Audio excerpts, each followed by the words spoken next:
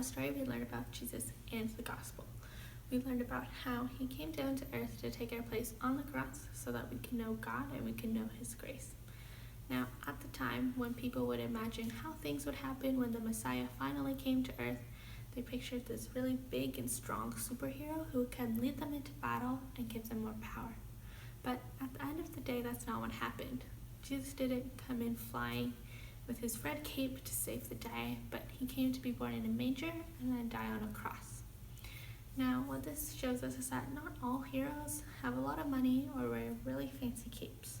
A lot of the time, they're just ordinary people who are willing to make sacrifices for the people they love. Jesus' sacrifice for us is what makes him the hero of our lives and of the gospel.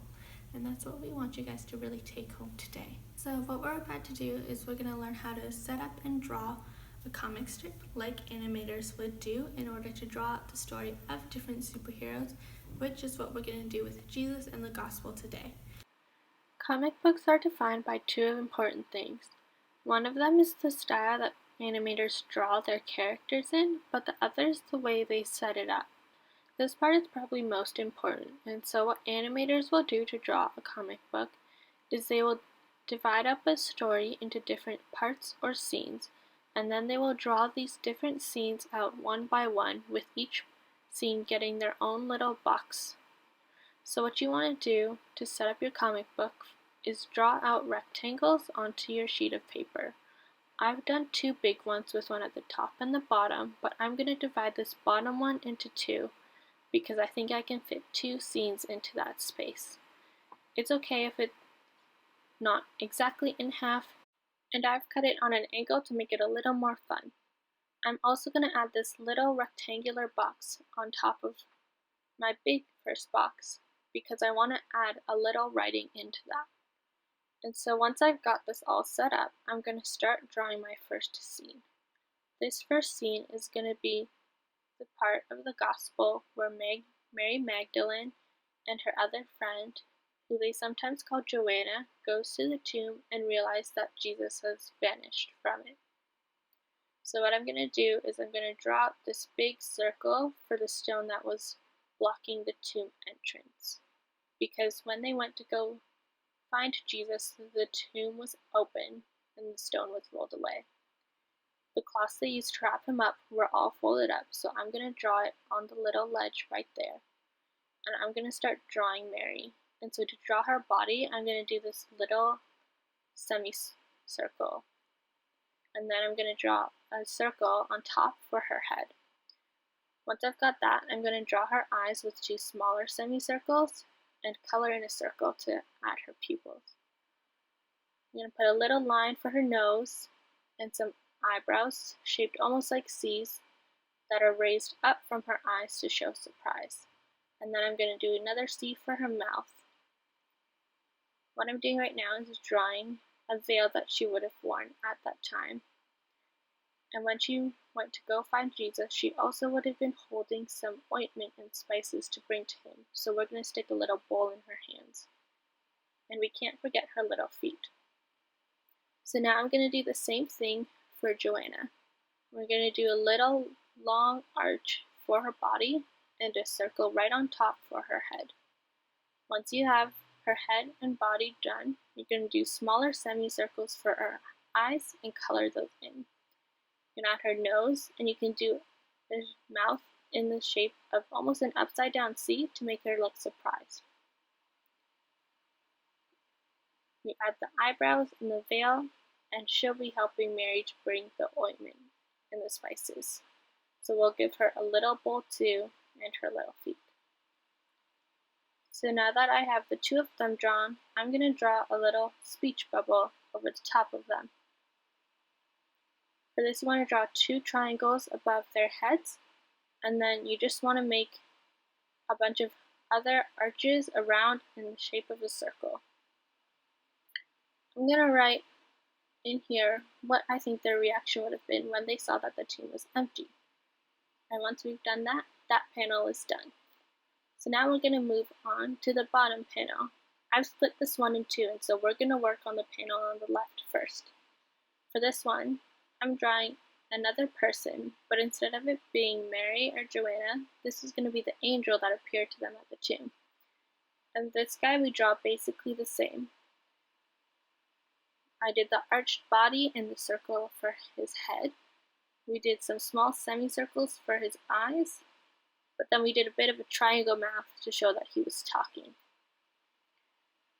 I'm going to give him a little spiky hair, and I drew a little beard for him also. I'm going to have his hand pointing up because he's really excited about telling them that Jesus has risen. I'm going to add a little wings to his side because he is an angel. And once I've got that done, we're going to draw the background in. So he's going to be standing in front of the entrance to the tomb. So we're going to draw that little curved part for the entrance, and we're going to add a speech bubble for him too. Now it's okay if the speech bubble goes outside of the little panel that you drew. Sometimes what they say can extend beyond those lines, and that's okay. And so once you have a good shape, then you're good to go. I'm going to leave that one open for now because I want to copy down what it actually says in the scripture. Next, I'm going to move on to this last panel.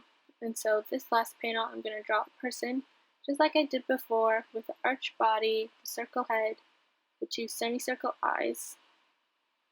Did a little U for his nose, and then a bit of a bigger U for his mouth. I'm going to give him a beard also, and some spiky hair. This panel is going to be showing Jesus in heaven because he has risen. So we're going to give him some arms on the side, and he'll have a little red sash to wear.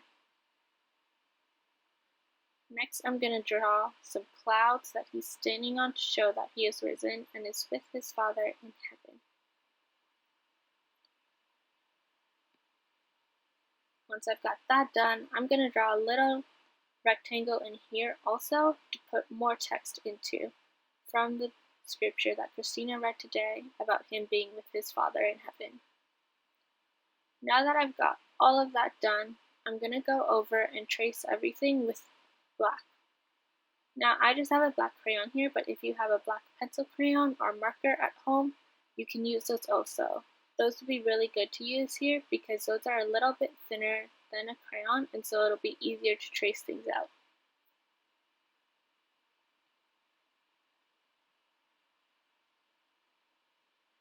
Once you've traced everything out that you've drawn into black,